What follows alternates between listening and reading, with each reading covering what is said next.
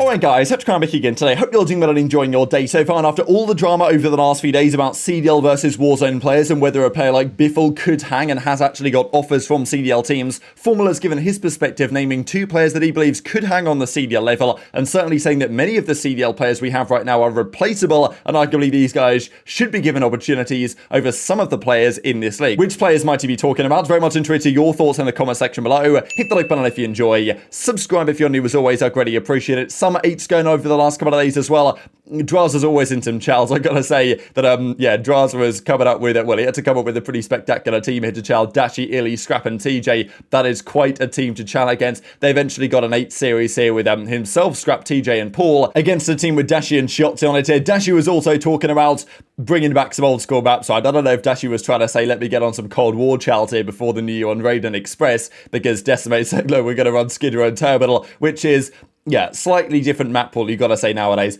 I don't think these maps are that bad compared to what we've had for the last couple of years, but they're certainly not great compared to a title like Cold War where we had games and maps such as this. Raid, I'd love to see it in literally every single Call of Duty title. We talked about it yesterday though. FormaL has discussed the possibility of coming back at some point over the next couple of years.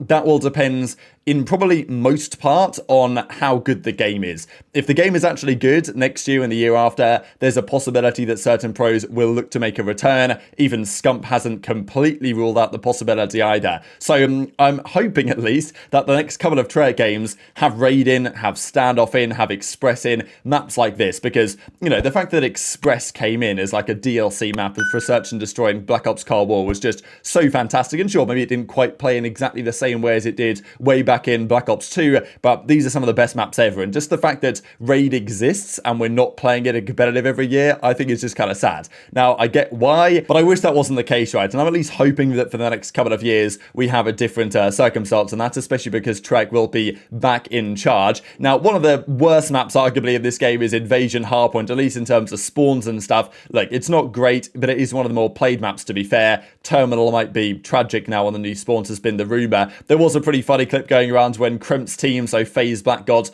basically slammed by the main FaZe team, and Drazah was on the other side talking trash. The funny thing is really that it's Drazah and Exceed that had the beef way back in the day during the Modern Warfare 19 season, you know, 3'd when it mattered, ... You guys know the story, but yeah, Drazah has a few words here for Exceed, and Dashy reacts to it. You can't fully hear what Drazah says actually, because Dashy's laughing about it, but then Dashy kind of says at the end what it is. I'll share that clip here in a second alongside another couple of clips, especially on the Warzone players versus CDL players debate. It's always a big debate, especially during that Vanguard time where we did the 1v1s and Biffle was playing Cellium and all this type of stuff. Look, very talented players, no doubt about it, over in the Warzone side, but there's a question how much skill it really takes to succeed in Warzone, and how many of those guys, if they were to try and come to the CDL, would actually have any modicum of success. This was talked about the other day when it was Repulsu revealed. Now, we don't really have any more detail on this yet, but apparently Biffle had multiple CDL offers from various teams. Whether that's, you know, starting spot offers, apparently that is true,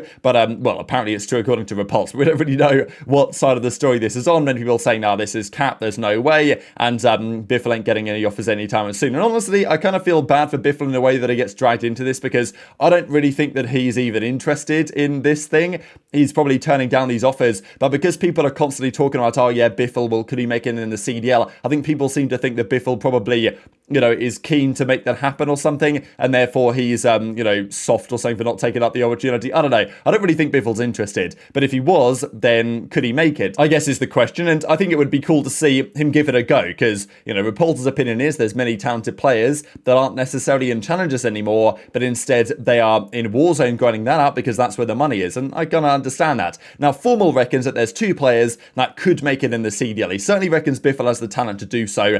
Aiden, he reckons as well, which is an interesting option, could also make it. Now, I think the FormaL's opinion is interesting in the sense that, you know, a lot of competitive fans will say, oh yeah, no way this is true. But if FormaL says it, all of a sudden people are now going to take it with a little bit more credence. But I guess the point that FormaL really gets across here, especially towards the end of this clip, is talking about players that are replaceable. And actually, Mutex goes on to say a very similar thing. So he was, you know, going off on the main stage against many of the pros, Mutex was. Now, Mutex always a controversial character here in the scene. He goes, guys, if you've been around a few years, you'll know that at the start of the CDL, when he was meant to be joining Dallas Empire as their search and destroy analyst, basically, or search and destroy coach, something like that, he then said a few words on stream. It didn't go down so well. The organization kicked him. He then had a hilarious response, and I think many people after that thought that Mutex, his career would fizzle out, but actually no, it was the opposite. When Warzone came out, Mutex blew up on that side and has done very well for himself. Now, he still fancies himself as a pretty good player, and he's obviously a talented player, especially from the search and destroy perspective, and Mutex is saying that lots of these search and destroy kids, lots of the Pro League kids, that are in the actual CDL,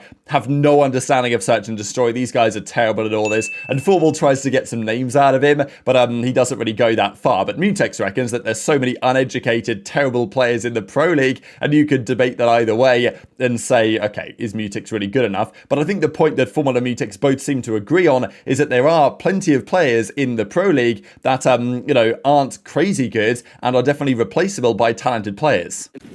In time, behind square. What is Drazah? What is Drazah saying, dude? Damn, crap, good one. First day back off the hospital. Chill out, bro. That's my system. He just pissed me off. Crap is coming out now. He's like, oh no. He said, damn crap, good win. He said, damn crap. Feel like he streamed your life, bro. I think Warzone pros would not stand a chance, to be honest. It's a totally different game. I think Biffle could probably hang in the CDL, I'm not gonna lie. But, he's like a outlier. He's an outlier, bro. Not a lot of them could actually do it. But Aiden, I actually think Aiden could too. Not gonna lie. I'm not gonna say they'd be running shit. But do I think they could be on like a pro team? Yeah, sure. There's a lot of replaceable players in CDL. So he's just crazy. I mean, bro, sometimes you just gotta tip it. Have you played S&D? What's up, bro? Have you played S&D? I think last time I played was with you. Really? That was like a week ago. I think so, yeah. I don't really play like that. I only play when I'm like Bored? really bored. And I hop on and then I run your world and then I don't get picked. Just chill, bro.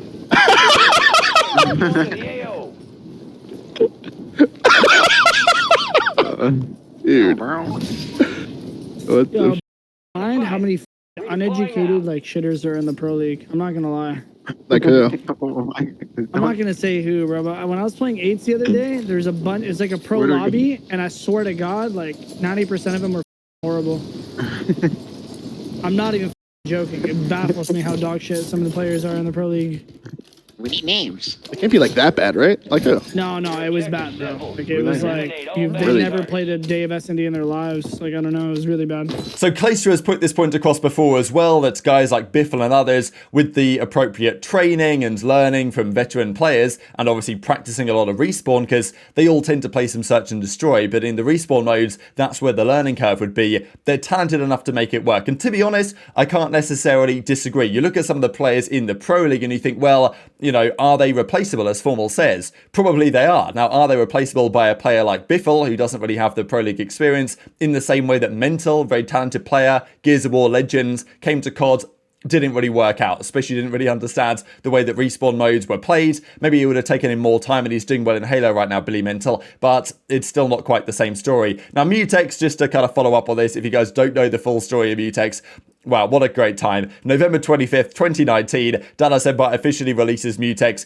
It was so, it's funny how the CDL happens, and then all the orgs went hello professional, Like, teams that wouldn't necessarily have done official press release statements like this. But Mutex got his contract terminated, and then, he went on to apologize, and then basically say that these guys, there's no one, you're not going to be able to do any better than me. There's no one better than me when it comes to search and destroy and COD and all this stuff. And then, of course, he went on to do pretty well for himself after the fact as well. But these are, well, this is the list, I suppose, of players in the CDL currently. How many of these players are replaceable, as FormaL says? And whether you think they're replaceable by Biffle or by Aiden, or whether you think they should be replaceable by other players in the top side of challenges, that's certainly arguable. And I think that the main frustration around this whole Biffle Warzone player discussion from the competitive fans is like, well, have they earned that spot over somebody who's been grinding challenges for years and is actually playing at the game modes that the pros play and doing well against them when, you know, the time comes in scrims or whatever the case might be. So these are the Pro League participants. How many out of these 48 players, starting players, let's say, do you think are replaceable? Because, you know, you could argue at least 20, to be honest. Like, it depends how severe you want to go on this. But clearly, the top 4 teams, FaZe, OpTic, Toronto, and New York, none of those players are replaceable. Like, you look at them, they're always going to be in the league somewhere. I think there's no doubt about that as far as I'm concerned. The players in all of those teams. You then can find other players. You know, you look at Boston, I would say, you know, Slasher, I don't think he's going anywhere. I would say that Snoopy and even, you know, most of the Boston team, I would say, are kind of irreplaceable in terms of they'll always be in the league somewhere if they want to on current levels. But then things get a little bit tricky the further down the league you go. I mean, okay, maybe you look at Surge and you think, well, you know, Illy or Hook or, you know, someone like that is kind of an irreplaceable player from the league somewhere. But most teams, to be honest, have quite a few replaceable players. I look at Ravens, I look at Legion, I look at Gorillas, I look at Thieves, you know, obviously Miami, sure, that like they've got the whole Spanish thing going on, and a lot of those players right now are really good, but they're also players that if Heretics were to drop MettalZ, which would be stupid, but if they did, is MettalZ going to walk into another team? Not necessarily because of the language and all this stuff, so it's a little bit more complicated there, but okay, Rocker as well. Maybe Awakening, you'd say, is irreplaceable, like, but I'm not even sure that's the case anymore necessarily. And I'd like to think that's possibly true about a guy like Ghosty or a guy like Afro on Thieves, but I think most teams outside of the top 4 have quite a few players that you would consider to be very much replaceable assets for a top challenges player or even somebody further afield than that, such as a Warzone kid who might be particularly talented. So, you know, is FormaL right? And just how many of these players would consider to be replaceable? Because you look at the teams, the way they're formed at the start of the season, you think, okay, that makes sense. But yeah, I look at these rosters and I can't imagine that many of them are going to last for too much longer than at the moment, to be honest. There was some pretty funny reaction to this as well. Like, surely this guy's joking. And to be fair, his name is Joker wasn't. So, you know, I imagine that he's just taken the mick here, really. But, you know, it goes on to say this. If Mutex didn't throw his career away, he'd be on par with Pred. Mutex is a master S&D player. If he simply didn't throw his career away on Empire, Bro could have gone and goated at Respawn and literally been another version of Pred.